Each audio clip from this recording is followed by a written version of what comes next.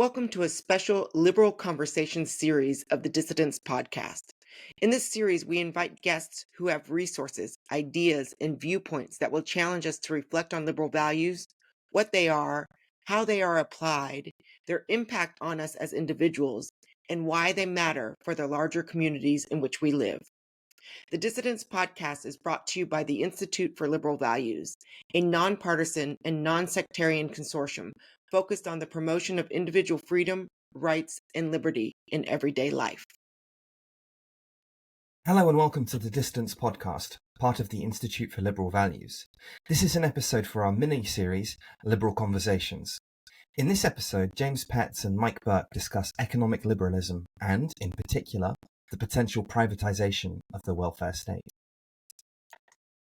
Hello everybody and welcome back to the Dissidents podcast. Today I'm joined by James Petts, who is a practicing barrister in the UK, which is, for you Americans, a barrister is rather like a very posh lawyer. I know you hate that definition. I think. Certainly that's how they're naively understood amongst the unwashed masses in the UK anyway. I'm sure James would probably object to that definition, but there we are. So today we're going to talk about economic liberalism and illiberalism and some widely held to beliefs that perhaps aren't as accurate as they could be, and why having more accurate beliefs might be in the interests of everybody. But first, as James is one of the advisors, certainly part of the Institute for Liberal Values team, and I anticipate will be appearing in more of these podcasts. James, could you maybe give a brief introduction to yourself and how you got involved with ILV and pushing back against illiberalism, and then we'll talk about economic liberalism.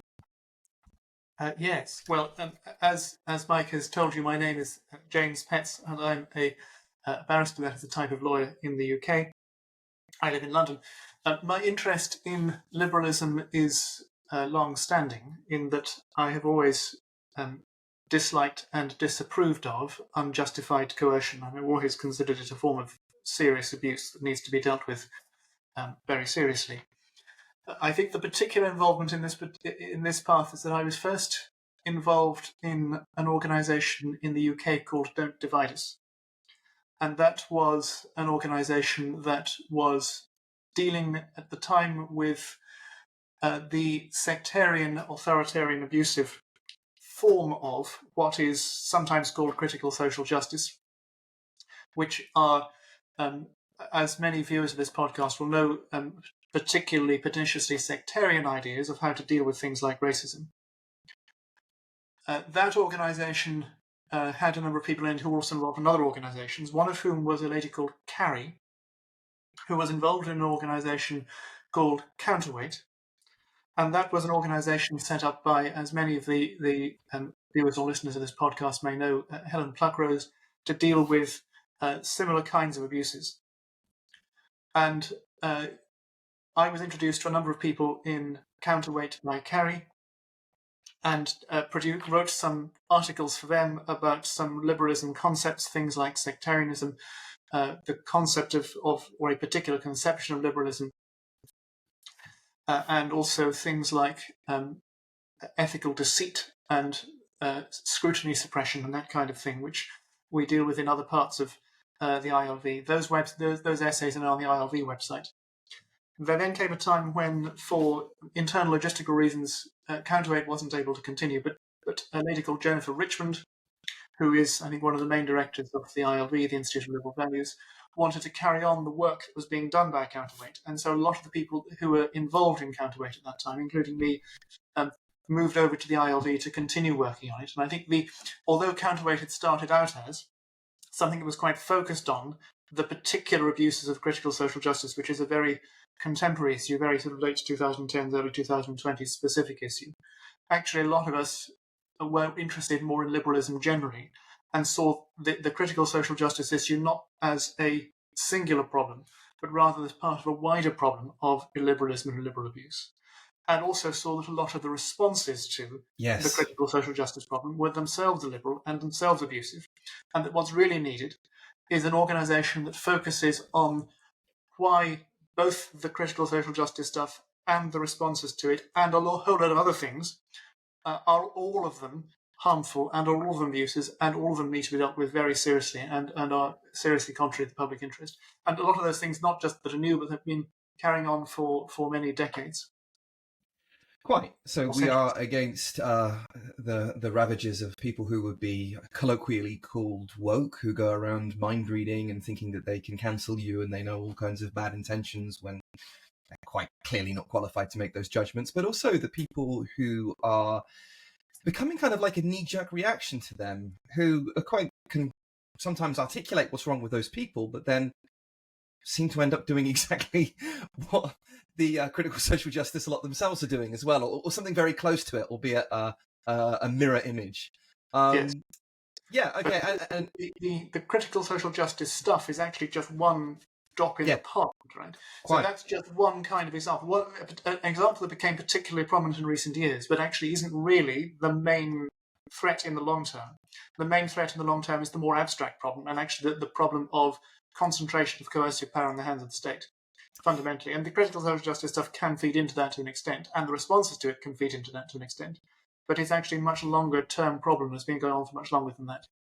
Right, and if you get rid of critical social justice and that's all gone, the shadow can easily find another way. It doesn't have to be through critical social justice. It can be through quite a number of different, how would you say, valves? Yes, right. Yeah. And the theories of critical social justice really don't tell us very much about what's actually going on. They're just the deceit, the mask to hide the underlying coercive abuse. And that may just take other forms if you get rid of the mask. The only thing I'd add to that is that there are some genuinely decent people who believe in critical social justice and think that they're doing good. But the problem is that it does very much have the potential to be misappropriated by more malevolent and fundamentally dishonest characters. And there are a number of ways you can see that.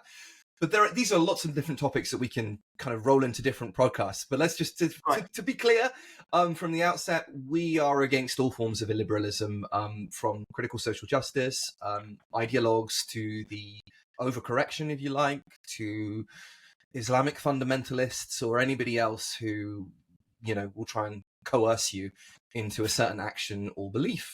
Is that fair? Yes, absolutely. Very good. All right. So with that in mind, we're going to talk about economic liberalism and illiberalism today. So, James, you've sent me some notes. So let's begin with the mistake of new liberalism. Yes. So let's start with how economic illiberalism has come to be thought of as liberal.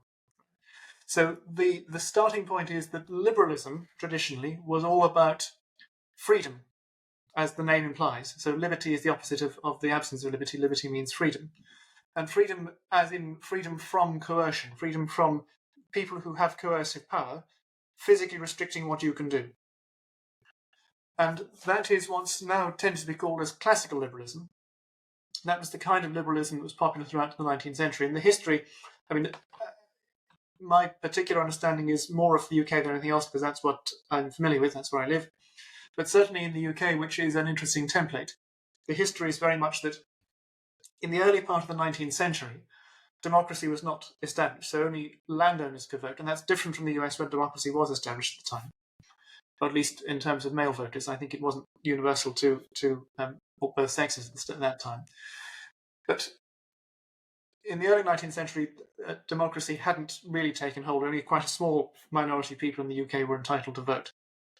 And the state at the time had some particularly oppressive restrictions. So there are an awful lot of royal prerogatives and royal monopolies.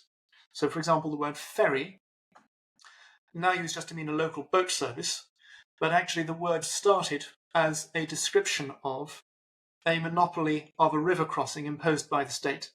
So the idea was a ferry operator was the person who had granted the license to have crossed the river by a boat at a particular point, would have to pay the state in order to do so, to have that license, but in exchange would get a monopoly of the crossing, so would be able to charge much more than anyone in a state of freedom would be able to charge. and a proportion of that profit went to that extra profit, what economists call the supernormal profit, went to the ferry operator, and a proportion went to the state. And that's just one example. The huge numbers of those kinds of things where the state had that level of power.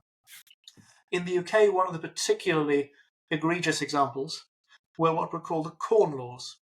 These were laws which were a kind of protectionism for locally grown produce, prevented the import of an awful lot of grain products from overseas, and particularly from Europe, which is where you could realistically get them from at that time. And it's worth pointing out here, just this conjecture, that corn doesn't mean maize, or corn as we think about it today, right? Because when we say corn, we imagine sweet corn or field corn.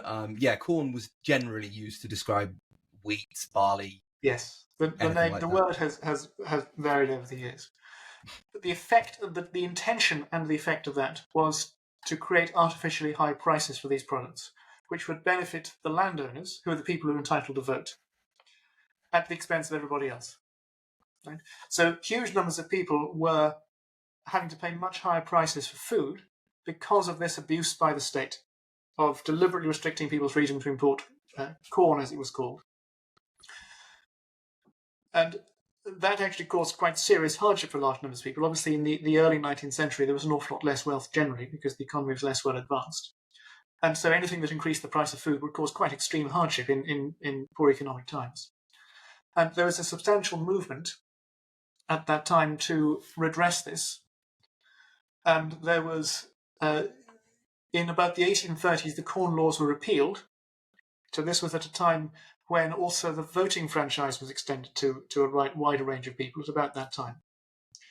And the consequence of the repeal of the Corn Laws, the reduction of the oppression of the state, was that there was a fundamentally changed distribution of wealth, right? So the richest 10% were worse off and the poorest 90% were better off. And there was a massive improvement in wealth overall. So the majority benefited from the reduction of oppression. And the 1830s was about the time when economic liberalism was really gathering pace. The voting laws were reformed, and it was also, coincidentally, the time of the growth of the railways. And so in the UK in particular, the railways were, right up until the First World War, very much in private hands, and very much considered to be private enterprise, quite differently to other countries in other parts of the world. So a lot of continental Europe, the railways were controlled by the state as an instrument of war. And that was the state's incentive at that time to use them for military purposes. And so they were built in accordance with what would make sense militarily. Whereas in the UK, they were done on a commercial basis. As they still are in Russia, by the way. I can imagine, yes. Yeah. But interestingly, you're in Japan, of course, and Japan actually has privately owned railways that are very successful and that do serve the public interest, which is an interesting aside, which we can go into more detail later on if we need to. Sure. So throughout the 19th century, the UK had been the economically liberal to a much greater extent than other places, and as likewise the US.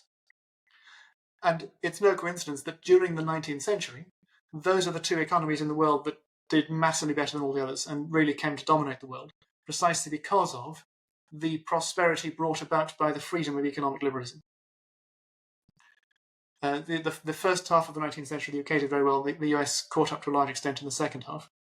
Now, it's also true to say, of course, there was the British Empire, which was coercive and was a significant problem. But the question is, why did the UK have the military capability to do that in the first place, whether or not it should have done? It's precisely because it had the economic backing from economically liberal ways of doing things. And was the British Empire coercive in England? No, I don't think it was particularly coercive in England specifically. There was an awful lot of... So the economic liberalism in the 19th century doesn't mean that everything that was done in the 19th century was the right thing, and there was an awful lot of abuse perpetrated by the British Empire on the subjugated people, because they weren't the people who were entitled to vote, right? The people back in the UK who were entitled to vote weren't the people who were being oppressed in that way. Right. So, again, the economic liberalism at the time is not a justification of other things that happened, right? It's not a binary that everything that was done at that time was good or bad.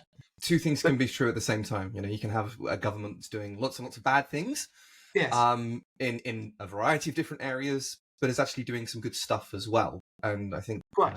And the important thing is then to the pick them out and say this is good and this is bad. And it doesn't make any sense to think about Soviet Union, for example, built some fabulous aircraft. Yes, although some better than others. Some of the passenger airlines tended to crash rather more often. I was thinking more about the MiGs. Yes, well, I suppose they're more interested in the military aircraft. Yes, those were very impressive. I recall seeing those in an air show in 1994, I think, although they did actually crash at that point. Fortunately, all the pilots escaped. But they had very impressive airframes, I think. We're slightly wandering from the point, I fear. Sure. So we've got to the 19th century. Things very much continued in that vein, right up until the First World War. And the First World War was a time when things changed quite a lot. So the state took a rather larger level of control, especially in the UK. And, for example, started taking control of the railways, because the First World War was known as the Railway War, because the railways were a means by which you could move large numbers of troops and large amounts of equipment in ways that weren't possible beforehand, and so fundamentally changed the nature of the war. Military historians would be more qualified to talk about the details of that, but that's one of the fundamental aspects of it. And the state took control of the railways. I can clear that up a little bit, because to an extent it's even true today, right? If you want to move lots and lots of troops to the front line, it's much cheaper to get them there on a railway line than it would be via car, by lots of different trucks, and which in turn is cheaper than horses, and faster as well. Yes, in direct straight line. This is exactly what we're seeing in the Ukrainian war right now, which is why the Russians have this huge land, and they are basically moving everyone to the front by rail cars. And as soon as we blow up the Kerch Bridge in Ukraine, or the Ukrainians do, they'll stop being able to do that. Millions of Russian troops will be cut off, and interesting times ahead if the Ukrainians manage to pull it off. Anyway, carry on. Yes, so that's an interesting military excursion. But so, and at the time of the First World War, the state took a rather larger control as states do during wartime. And after the First World War, it was thought that, well, look, the state has done a really good job of controlling stuff during wartime. Why don't we let the state do some other things to deal with some of the other problems that exist? Because despite the fact there was a great deal of prosperity and things had gone in some ways very well, there are obviously still problems at the end of the 19th century. There's still lots of people who are very poor. And there are still various things that weren't working as well as they should have done. And so the idea was, well, why don't we let the state control these things? Because it's done such a good job during the wartime. And so from about that time onwards, about the end of the First World War onwards, you saw a great increase in people thinking that it's all right for the state to control things. And people thought it was all right because, well, look, you've got democracy now, so you can vote governments out if they're not doing a very good job. And so you saw the rise during the 1920s of the Labour Party in the UK, which was effectively just a political party born out of the trades unions. Labour unions, I think they're called in the US. And it was specifically created and funded by the trades unions. And that begun actually becoming quite popular during the 1920s. And the idea behind it was... Sorry? Still is. Yes. Well, it became... As I said, that's when its popularity began, right? So before the First World War, the two political parties in the UK that were very popular and that actually won elections were the Conservative Party and the Liberal Party. Between the two wars, you actually then had three different parties that were significantly popular. So the Conservative Party, the Labour Party, and the Liberal Party. After the Second World War, then the Liberal Party really did very poorly indeed and never really succeeded. The closest it got was a coalition in 2010, but that's a whole other thing about political history we needn't go into now. And that was after it had merged into the Liberal Democrats in the 1980s, but that's another thing again. So, and in that time, the concept of what liberalism was, to an extent, shifted. So instead of just being people thinking of it as taking away government coercion, people thought of liberalism and freedom in a different way, or at least it was some of the philosophers thought of it a different way and popularised a different idea of it, which was that it was about not what you were free, not being free from coercion, but being free to do things and being enabled to do things. Now, of course, that's not really what the word free means, and it's a linguistic sleight of hand to call it those things. Being able to do things is a valuable thing, but it's not the same as being free from coercion. They're good in different ways. Now, the difficulty is, if we look back now towards the end of the First World War and think, isn't the state good at doing things? That's plainly on the basis of what we now know fundamentally naive, right? The state isn't very good at doing things. And the fact that it's voted in every 5 years or every 4 years, depending on what your jurisdiction is, hasn't made it good at doing things. And if you look back at how well the state has done and how good the state is at doing stuff over the course of the last century, it's quite plain that just being able to vote it out isn't good enough to stop all manner of abuses. And we can go on to some in some more detail, but everyone can think of things that the state has done that are very bad. And those people who support a particular political party would have to concede that that political party is only going to be in power about half the time or possibly less. And so the other political party, the one you really, really don't like, is going to be in office the other half of the time and is probably going to be able to do more harm in the time that it's in office than the political party you like is going to be able to correct in the time that it's in office. So even if you think that your favoured political party is really good, then unless you think there should be a one-party state, which is obviously very dangerous and should never be permitted, and that is unless you take away democracy in the first place, which is the only thing that you think, if you think this, that makes this level of state control safe in the first place, that's never going to happen. I think Ronald Reagan famously observed that he said something like, I think people seem to think that government is the solution to their problems. I don't realise the government is the cause of their problems, which is quite an astute and liberal observation. That is a very astute observation and truer now than it's ever been, I suspect. Because a lot of the things the government does to cause problems are deliberately insidious and deliberately concealing how people are being harmed in order to get votes by deceit. Right? So it's the problem with...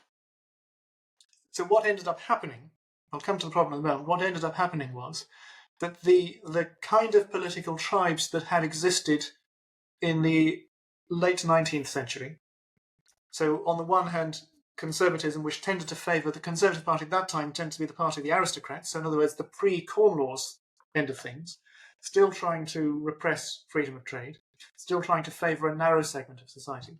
And the Liberals were all about freedom in its true sense, the sort of liberalism that we're interested in at the ILV, what's now often called classical liberalism. Whereas after the First World War, you then had quite different competing tribes. And so the Conservative Party tended to move then towards more free trade, whereas the Liberal, well, there was still the Liberal Party, which still had its more traditional roots, but you then had the Labour Party, which was also opposed to free trade, but did in a very different way. And its tribe were the people who were members of trade unions, and so trying to do things that would enhance the power of trade unions. The idea of in the interwar period in the UK, certainly, the socialism still wasn't necessarily conceived of as something primarily controlled by the state. There were actually two competing visions, one which was the state-controlled version, one which was a version which was much more based on local organisations and things like friendly societies and so forth, and that was an idea that had come out from the 19th century. It was only after the Second World War that this concept of socialism became crystallised as something that is authoritarian in its control. And that's because the level of power that the trade unions were able to execute meant that it was advantageous to them, and that then coincided with the time after another big war when the state had been seen to do a good job in winning the war, when people were much more open to state control. And so that the thing, as these things do, happened by degrees and with a ratchet effect. But liberalism came to be associated with, because the people who were in favour of the kinds of liberalism, things like women getting a vote, things like people having much more freedom in their personal lives than had often been the case in the 19th century, were often the same people as the people who were thinking that actually the state should do more directly to help people in economic terms. And so you ended up crystallising throughout the 20th century with the two political tribes being ones neither of which were promoting, or the popular political tribes, not that there weren't anybody who were interested in classical liberalism, but the two popular political tribes, at least by the middle of the century, being ones that neither of which promoted a comprehensive and cohesive vision of freedom. And so on the one hand, you had what became to be the right wing, which by the middle of the 20th century tended more to favour economic liberalism and free trade, which is quite different to what it had been half a century earlier. Because in the 1906 election in the UK, the Conservative Party were opposed to free trade in international terms. The Liberal Party were in favour of abolishing or maintaining free international trade, and that was the 1906 election. The Liberal Party won a massive landslide because that was plainly in the public interest, and that continued to create prosperity. But by the time you got to the middle of the 20th century, it was actually the Conservative Party that were promoting free trade, especially by the time you got to the 1980s with neoliberalism, which we'll come to in a moment. And the Labour Party, which then became the dominant political force in the UK on the other side, what was thought of as the left wing, tended to seek to oppose free trade and wished to have direct state control of an awful lot of the economy. So things like the railways were nationalised in the UK in 1948, healthcare was nationalised in 1948. And an awful lot of things were directly controlled by the state. And things like farming was directly controlled by the state, although not all the farms weren't quite nationalised. It didn't go quite as far as Russia, but nonetheless there were things like the Milk Marketing Board and the stamp you had on eggs in the 1950s to say the state bought all the eggs and all the milk and then sold them, which meant everyone got stale eggs and milk. Right? Well, not quite stale, but less fresh than they would have been otherwise. And also control the prices for these things. And actually you had state price control in the UK for agricultural products right up until the 1980s, until neoliberalism came. So that was how politics ended up being in terms of economics. But on the other side, the Labour Party tended to be more socially liberal than the Conservative Party. So you had things like the freedom to be homosexual, for example. It tended to be the left of politics that promoted the idea that people should be free to do what they like in their personal lives. And the right-hand politics tended to oppose that. And if you look again at the 1980s, people in the UK would remember what was called Section 28, which was a particular part of an Act of Parliament that prevented teachers from, I can't remember the exact wording, but promoting homosexuality as an alternative to family life or something like that. And that was something that was introduced by the Conservative Party in that time. So throughout most of the 20th century, at least the later three quarters of it, there was no cohesive political movement in favour of liberalism generally.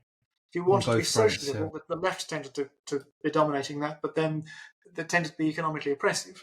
Whereas if you wanted to be economically liberal, the right tended to dominate that, but to varying degrees, that tended to be more socially oppressive. Although right at the end of the 20th century, by the time we got to the 1990s, actually, the social oppression of the centre-right tended to be less so. Obviously, there were always fringe extremes. Now, the slight anomaly about that is immigration, because that, of course, is a form of economic freedom. But it tended actually to be the left of politics as it became crystallised that left and right haven't had any real coherent.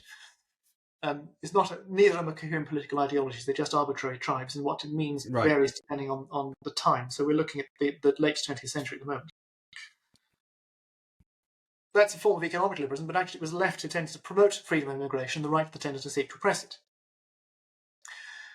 And that's totally incoherent. Neither of those things are based on any remotely coherent political principle. It was all just based on an accident of history.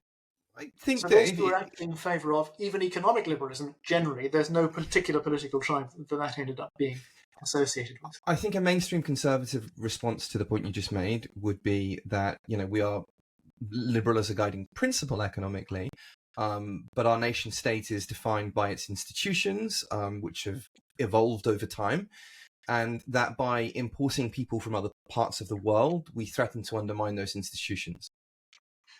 Yes, I mean it's whether or that's not my argument. That's an argument. Yeah. Yes, well, that's just an excuse for what are in reality just fundamentally incoherent views, right? And that doesn't hold up at all, because just importing people from somewhere else doesn't treat those people as being equal of value and just agents just as much as anyone else, and also makes assumptions about them that have no basis in reality. And there's no reason not to think that actually there are lots of people who are already in the UK or whatever country you're thinking of that also don't have ideas that are contrary to those other things. So that's just saying, well, this is important, but actually other things are more important when those other things don't have any real basis. So it's, in any case, the fundamental difficulty is, of course, that contrary to what was thought at the end of the wars, when, look, the state's done a really good job, we won the war, where, hey, maybe the state can be trusted with more things. The state actually can't be trusted with these things. The trouble with using war as an example of how well the state can do is that during wartime, the interests of politicians in the state are uniquely well aligned with the public interest. So the level of exercise of state control during the wartime that is in the public interest is way above what you could ever get in peacetime, because the alignment of interest just doesn't exist outside wartime. And there's a further fundamental problem, which is the more things the state controls, the less effective that democracy is at being a check on each of those things. So the more different things that you have to vote about in each election, the less that you can care that you vote that you're concerned with any one particular thing makes any difference. So if you're really concerned about, for example, the railways, you're not necessarily going to vote for the party that has the best policy on the railways. If you're even more concerned about healthcare, the other political party, the one you think is going to do a bad job about the railways, is the one you think is going to do a better job on healthcare. And this is what I think I call democratic dilution. So the more things the state does, the less it's accountable for each one of them. And what that in practice means is that the state can abuse its powers in almost unlimited way about everything that is other than the voters' number one priority. And in fact does so. So the problem is that democracy is nothing like enough of a check on power to prevent abuses of power. And the longer the state has power, the more it's likely to abuse it. So early successes in things like the National Health Service in the UK don't tell us what the long-term picture is and don't tell us what's actually going to work, because the fact that it appeared to work well for a few decades doesn't actually mean that it's something that's going to carry on working well and is going to carry on being safe from abuse. And the more control the state has, the more it's able to acquire more control, and you get a snowball effect where you get an exponential increase in state power. And so things can, as with all exponential increases, right, things can carry on for an extremely long time where nothing appears to change, and then change all of a sudden quite irreversibly in a very short time. And one is beginning to see some of that effect now, whereas the accumulation of state control, people had effectively managed to check the state's power in the 19th century. People had then got the completely erroneous belief, because the state had done a good job during wartime, could do an equally good job during peacetime and having a very high level of control. That's caused a serious level of abuse, which, and we can go into detail in a moment about what kinds of abuses those things are, but those abuses are now getting out of hand to an extent where it may not be very much longer before it's too late to do anything about it. Okay, on that cheery note, perhaps we could have some examples, I think.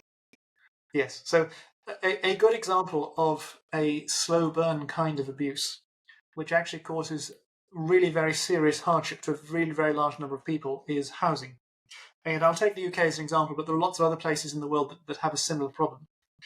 The UK has it to a large extent because it has quite a high population density.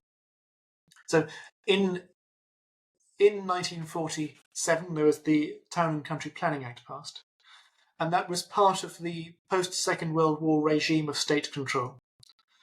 And the idea was that instead of people being able to build whatever they like, subject to building regulations which just ensure the quality of buildings, the state would have control as to what was built where, called Town and Country Planning, as the Act implies. It was part of a planned economy, as the idea was at the time. And the rule was, and still is, that if you want to build on your own land, you have to get the state's permission. And the state chooses, in its discretion, whether to grant that permission. It has policies, it's done by local councils, it has policies as to whether or not, which influence how it does things. But it's not you don't have a right to develop. It's not a legal question of whether you fall within a particular definition. It's ultimately the discretion of the state as to whether you're allowed to develop things. The consequence of that is that the amount of housing that's being built has been drastically limited in the long term. The consequence in turn of that is the cost of housing relative to people's income is now extremely high. The state doesn't have an incentive to deal with that problem because it actually has a really strong incentive to perpetuate this. There are lots of different reasons that the state has an incentive to perpetuate this. And by the way, the effect is also enhanced because of the state's control of interest rates. So the state is a net borrower because the state gets votes by spending money, which is a problem with the kind of use of the state to provide welfare to people. It's not that there's anything wrong with welfare. The problem is combining that with coercive power. We'll come back to some of those issues in a moment. So the state gets votes by spending money, so it wants to be a borrower of money, and therefore it has an incentive to suppress interest rates. But suppressing interest rates means you get asset bubbles. That's a necessary economic effect, which increases the cost of assets such as land. Now you're also restricting the supply of land by planning control, and local authorities have no incentive to open themselves up to more people who can't vote for them. They're not accountable to people who want to live in the area but can't. So they don't have to take any account of however much harm they're doing to those people. They can do an infinite amount of harm to people who can't vote them out of office in order to give a really very small benefit to people who can vote them out of office. And if people who are living in the area already don't want their houses devalued, the local authority is going to act on that and say we're going to allow very, very limited new houses to be built, totally disregarding all the people who are being harmed immensely, much more than the people who are already living there would be harmed by having their house prices reduced, by not allowing houses to be built at all. Also, the state profits massively from high house prices, right? So, first of all, the more people have to work to get housing, right? So the more people have to say, well, in order to get any kind of sensible house, I'm going to have to work all the hours of the day. The more money the state's going to make because people are going to be more productive. So it's a way of coercing people into higher productivity, even if they don't want to be more productive. Most housing is bought on mortgages. The people who profit from mortgages are the banks. In the UK, especially, it has a very high concentration of financial services industry, so the state takes a high proportion of profits made by banks. And so it spends that money on things that gets it votes, so it's fundamentally corrupt in that respect. There are also lots of taxes that are linked to land value, things like stamp duty in the UK. And so all of those things create a corrupt incentive for the state to perpetuate a deliberate shortage in the supply of housing. Now that creates enormous social cost. So the cost of housing relative to other things are hugely higher than it has been in previous times. And this is a very slow, insidious thing because it takes decades and decades for this to have effect. It's only after generations of inadequate house building that this mechanism actually begins to have serious effects. So it didn't have serious effects in the 1940s and 50s and 60s. It only really began to have these kinds of effects perhaps in the 1980s, but even then it wasn't anything like as serious as by the time it got to the 21st century is when the real problem began. So huge numbers of people are being impoverished and are living in very reduced circumstances because of the amounts of money they're paying in housing. And by the way, these are the very poor people that the economic illiberalism, the people who tend to support economic illiberalism, claim they're trying to help. And some of them may actually want to help these people, but not understand. And some of them may just not care. They just want votes by pretending to appeal to people like that. Usually the latter. Yes. Well, the politicians certainly. Yeah. And, I mean, never trust a politician, right? Because the ones who succeed are precisely the ones who are the most cynical and abusive.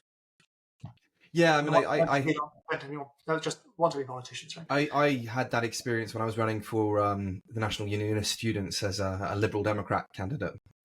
Yes. And, even at that level, we're talking about 18, 19-year-olds, the corruption, between candidates was just astonishing, and I was taken aback that these are the kind of people that will go on to be politicians, and they were extremely corrupt, even as a National Union of Students candidate, like amazingly so. Yes. And once you've been around politicians, some of them are quite gifted and quite eloquent. You really do realize, if you spend any significant time around them at all, you really do realize that these are the last people you would want having any power. And the thing is, most people get this. Right? Most people understand this about politicians. It's there in the received common wisdom that politicians can't be trusted. It is now. I agree.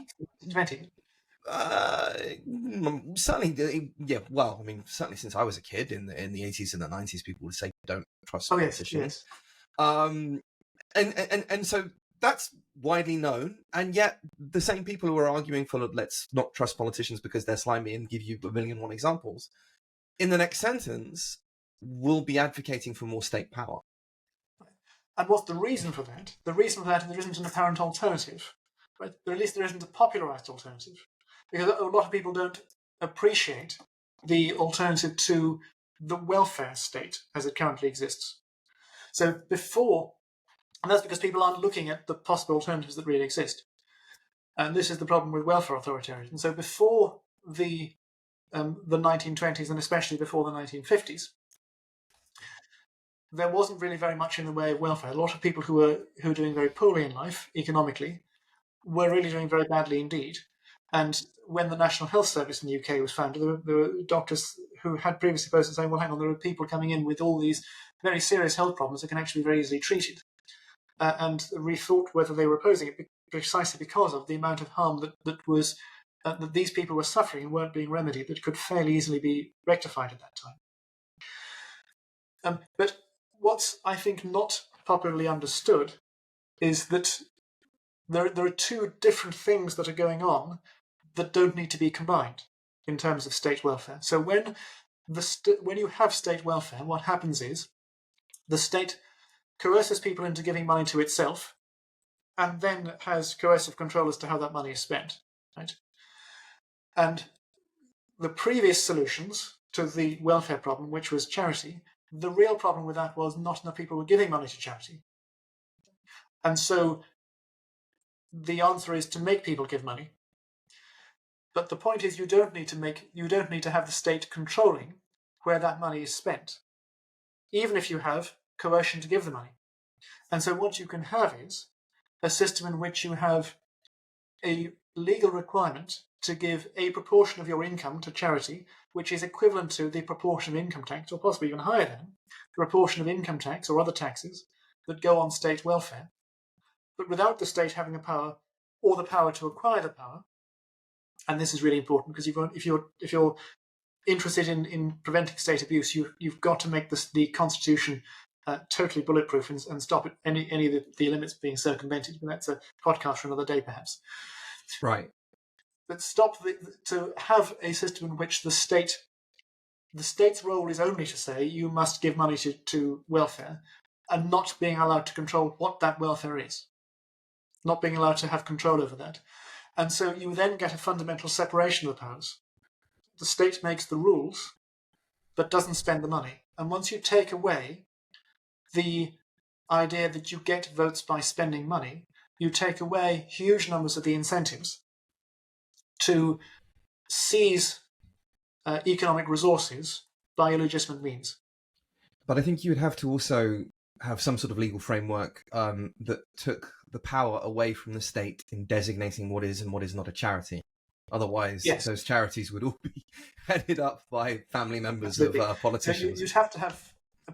There's a whole other podcast on what kinds of constitutional restraints are necessary, but in very simple terms, you'd have to have a very, very deeply entrenched provision in the Constitution setting out a legal rule as to what amounts to a charity, and also have a very, very deeply entrenched provision in the Constitution providing for judicial independence, radically fundamental judicial independence. The state can never interfere with, not without having sort of 99% vote in a referendum of all people allowed to vote, that sort of level of entrenchment.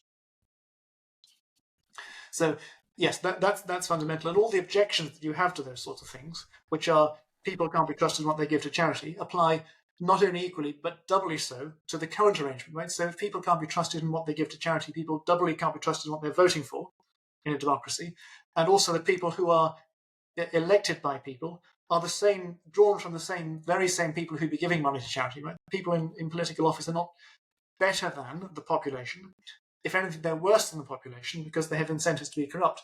And they're selected by being the most corrupt and abusive people. Oh, So yeah, absolutely. they're even less trustworthy than, if you don't trust the general public to give money to charity, you should definitely even less trust the state to spend things on welfare, because it has the ability to, it has an incentive to abuse its power, right? And it has power to abuse.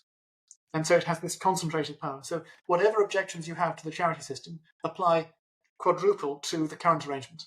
So I feel we can flesh out the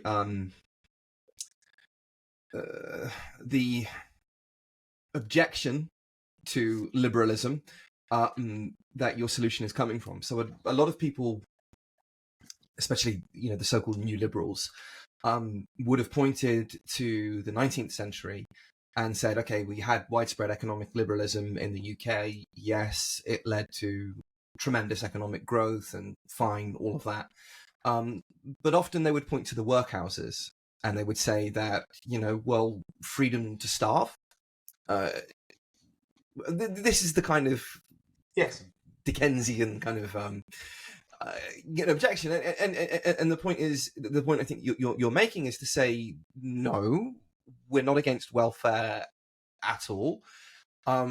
We just don't want the state controlling it because they're corrupt, because they're fundamentally corrupt. And also there's an alternative, right? There's an alternative that's not the workhouse and that's not totalitarian welfare, authoritarian welfare. No, and you can have the one fragment of thing the state needs to do, it can do, and then leave everything else to free choice. Right, and so you can have introduce competition into welfare. Yes, right. Precisely. Competition produces efficiency and produces better results. There'll be different charities competing about who can do the most good. Let them fight it out, and the beneficiaries will be the end receiver of the welfare. So you could actually be in favour for an increase in a very traditionally kind of left-wing position. I want to increase the amount of spending, the amount of tax that is being spent on welfare. Just not saying that it's controlled by the state. Yes, and not only that, it's reasonable to infer that an awful lot of people would be happy to spend have a high proportion taken from them in things that they can control. So rather than being spending to a state or being taxed, being spent on things that are just political abuses, intended to prop up politicians' votes that are never intended in the public interest. People can choose how they're spending their money. People may be much happier to accept a higher level of what is now taxation, what will in the future be charitable contributions, in order to ensure that that things be done within their control. People tend to, understandably, because it's a convergent instrumental goal, have a desire to control what's done with things they've donated. And the more control people have, the more likely it is, one can realistically infer, that people are going to be willing to spend high proportions on these things. And there are also, incidentally, lots of mechanisms. If you have a charity system, there are lots of mechanisms that you can build in to give people incentives. So, for example, you can say, if it's not just you have to give this proportion of your income if you're near to charity, if you give more than this, you can set that off in future years. So if you give an extra £1,000 to charity this year, you can give £1,000 less to charity next year. Right? And if you give an extra £1,000 this year and next year, you can then cut off 2,000 the year after that. So you can always just invest. But also, if you do work of this particular value for a charity, that will also count, which is a nice counter-cyclical measurement, because it means that actually people who don't have very much money can not pay anything in monetary terms, and so conserve their money, but actually then do lots of voluntary work, especially if they're underemployed or not employed at all, and build things up. So if people are unemployed, they can actually spend a lot of time working for a charity, build up their contributions for the next few years, and then when they get a job, then not give any of it to charity in that time. But over the years, they will have been an equivalent amount, which will tend to incentivize people to give an awful lot more to charity. And people who work in fields and professions where the thing that they do is often now provided for by a form of welfare, can just do some of their work for money and some of their work in charity reform and actually pay their taxes by doing pro bono work. So you think of lawyers and doctors as examples of people in that position. Right? So you have, the UK has a thing called legal aid, which was once fairly generous and is now not very generous at all, which was a provision in which the government used to pay people, and still to a limited extent does, for lawyers to represent them in their cases. That has been drastically curtailed in the last 2 decades by governments, by the way, on both sides of the political boundary. So both the Labour and Conservative and coalition governments have drastically curtailed that because it's not a vote winner compared to other things that the government could spend its money on, which has caused very serious and is intended to cause serious injustice, not least because, of course, in criminal cases, it's the state on the other side of that, and in medical negligence cases, because the state controls the health service, the state is on the other side of that kind of case. So it doesn't really want to spend money on its own opposition. Right?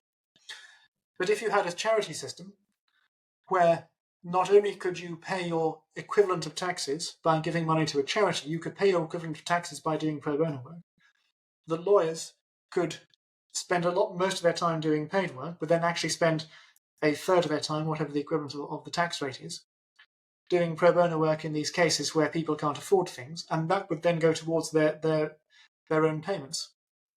And of course, you would imagine that the lawyers would be attracted to cases in which they could do good for people who would otherwise be able to not afford it. Yes, I absolutely. imagine. Yes, I mean, obviously people differ, and different people would take different things, but that's sort of the point, because if you have different people taking different views, you dilute the influence of any one person and make it much less likely for there to be any kind of abuse, and you have safety in numbers in that respect. So I wonder whether we should drill down to a more fundamental problem. I'm thinking Thomas Hobbes. Yes. Yeah, I'm from Malmesbury, who actually lived. His house is 5 minutes walk away from my parents' house. So interesting. Nice. So what is the justification for the state existing at all? Right. Well, the justification for the state existing at all is that if you don't have any kind of, if you don't have the rule of law, you have anarchy, and you'll then have people exercising coercion in illegitimate and harmful ways.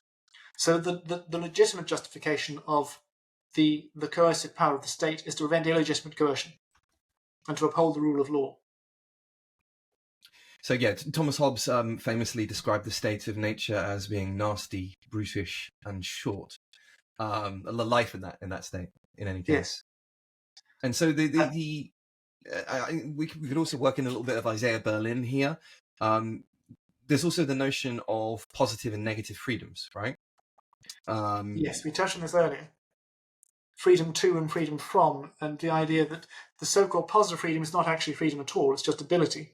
It's power. Power and freedom are not the same thing. So if you're free from coercion, right, in this relevant sense. If you're free to do something, means you have the ability to do something. That's not really freedom. Freedom means the absence of a thing, right? Not the presence of a thing. That's just not what the word means. Being able to do something that is beneficial is obviously a good thing, but it's not the same good thing as being free from coercion. And you can't weigh the two on the same scale, but they're not the same kind of thing. You have to say this reduction in freedom is justified by an increase in this other thing. Saying they're both kinds of freedom deliberately obfuscates the fact that actually you're reducing freedom to in many cases to get rid of these things. It's trade-off obfuscation, fundamentally. Okay, so I think let's kind of wrap this up for today, and let's maybe do another one next week if you're up for it. Or certainly, well, yes. Well, there's an awful lot more to be talked about. And things like there's an awful lot more to be talked about, but I don't want to risk losing too many people because we've gone through some quite complicated concepts today. So let me summarize and some of the stuff that we've gone through today, and maybe you can chime in and correct me if I'm certainly yes saying something wrong or I'm missing some detail that you feel should be included. So essentially, when people think about liberalism, for the most part, the colloquial meaning of liberalism has become conflated with left-wing thought. which isn't entirely unjustified, because left-wing thought has traditionally been associated with what we would call social liberalism, allowing gay people the same rights as non-gay people, heterosexual people, and that's certainly liberal.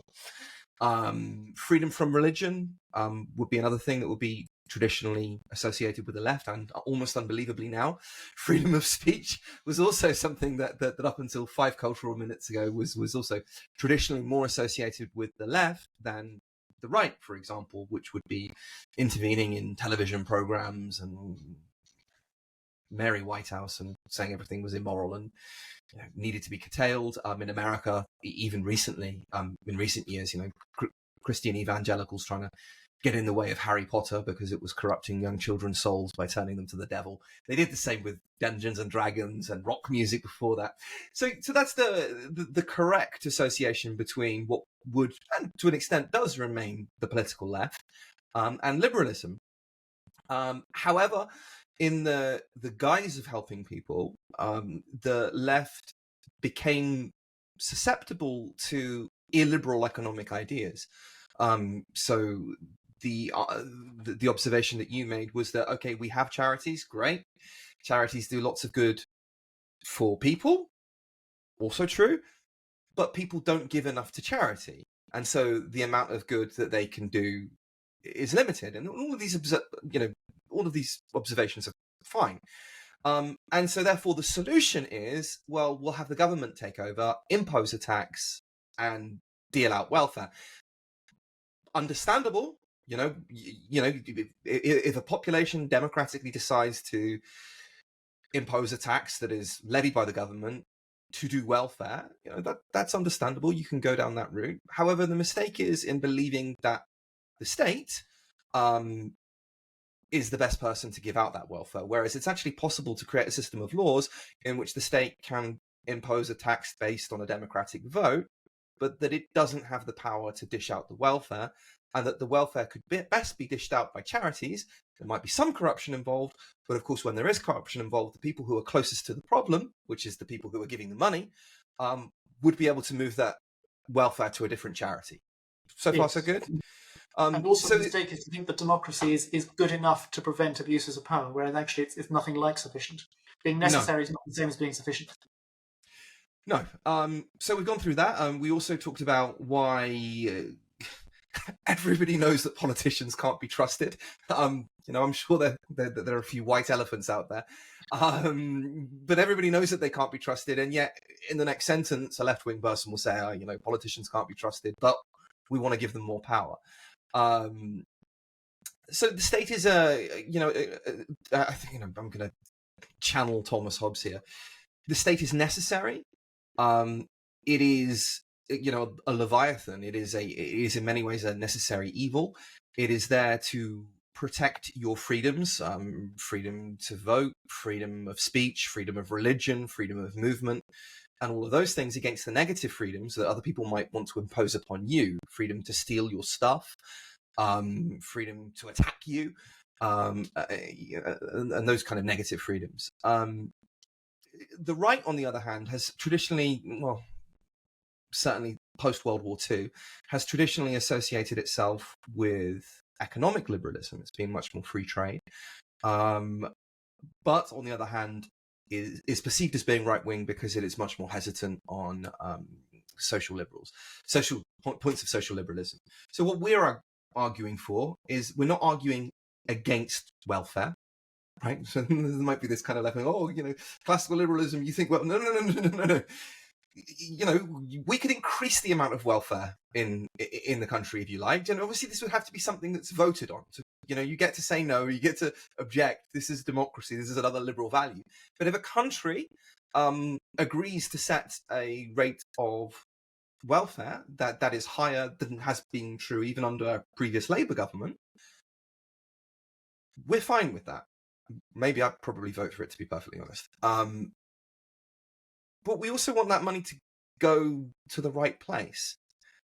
And governments just simply aren't incentivized to do that. And there's too much corruption in the system. Yes. Good. The level of power entails that amount of corruption.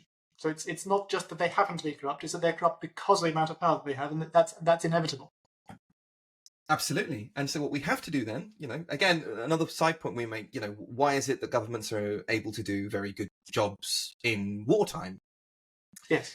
And as you pointed out, that's because in war, everybody's scared of being killed, politicians and commoners alike. And so therefore, there's an immediate alignment of interests that is just not possible outside of war. So yes, we have to think of the state as a necessary evil. We don't want to go back to the state of nature. Nobody's arguing for that. We do need taxes. In fact, what would probably happen is if you started out with anarchy, you just end up with an authoritarian government anyway. Because the fundamental argument against anarchy is in an anarchy, how are you going to enforce the prohibition on governments? Well, right. I mean, I'd rather live in North Korea than in a system of complete anarchy. And probably that's how the first governments. I mean, I've not thought about this problem. Probably that's how the first governments came into formation in the Middle East and the Golden They're just Crescent. the most powerful people around. Yeah, I mean, have you ever seen any of the Assyrian reliefs in the British Museum? People being flayed alive and all kinds of delightful treasures. Yes, yes, and that's what happens if you give. That sounds dramatic, but this is what happens if you give bullies power. They will behave like appalling bullies, and this is why a state is necessary. But we very, very, very much have to hold it very, very tightly in check, which means smaller government, not necessarily less welfare. Yes, you can. Good. Anything to add on top of that? To break the link between those two things to reduce abuses of power and to reduce the false impression that things that enable abuses of power are necessary to prevent the absence of welfare. Right. So I think that a talking point for the next episode would be on free trade. What do you think about free trade? Yeah. Yes. So do we broadly speaking, I'm in favour of free trade, but what about free trade for countries like China? Well, it's an interesting question. Is what do we mean by for countries, right? So that the fundamental premise to that is a collectivist premise. You're looking at a country rather than looking at particular individual transactions or particular individual people. So there's no reason to treat the billion of people in China as being equivalent to their abuse of government. No, but the abuse of government is nevertheless profiting from things like slavery, organ harvesting, and that is a powerful argument to put sanctions, economic sanctions, on a country like that, as the United States. It's a powerful argument to put sanctions on the government, not on the ordinary people in the country, who are. And the fundamental misconceptualization is between a government and the people who live in the country, right? So the people who live in the country, just as in China and Russia, are just as much victims of the abuse as absolutely. anyone else, and need to be treated as such. And one can't treat them as part of the same collective because they're fundamentally distinct. No, I mean, I've had this argument recently with some very lovely and otherwise well-intentioned Romanians who, for entirely understandable reasons, have always been, a bit worried about Russians, and are especially so now. Who, I would point out something like, Russia is the country of Dostoevsky, of, yes. Well, this is collectivism, and I think we're hopefully going to have a liberal concepts explainer video on collectivism before long. Jolly good. But here's the question. Obviously, we would like to treat them as individuals, but is it possible to do on an economic policy level? Not sure, James. That's a question for next time. Thank you very much. All right. You're very welcome. Have a lovely afternoon or morning or whatever it is you're having.